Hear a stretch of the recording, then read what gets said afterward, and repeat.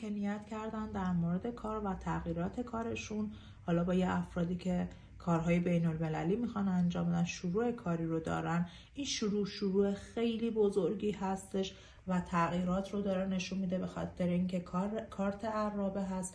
کارت عرابه خودش تغییرات بزرگ هست، از اون سیاهی به سفیدی رفتن هستش و دقیقا میتونه یک تغییر بزرگ باشه.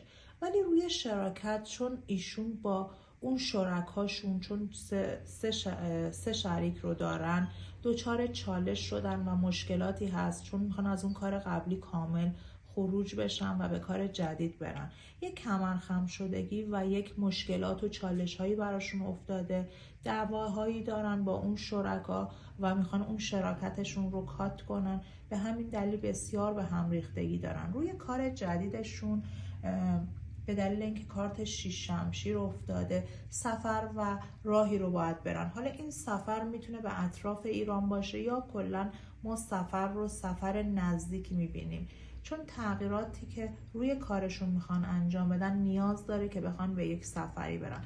بسیار ذهنشون مشغوله بابت درگیری هایی که دارن با شرکاشون، به چه کنم مالی افتادن. خیلی دارن به اون پیشرفته فکر میکنن، از نظر مالی 100% اون ارتقا رو دارن، به اون هدفهاشون میرسن. ولی خب 3 زمان برده که اون نتیجه دلخواهشون رو بخوان به دست بیارن.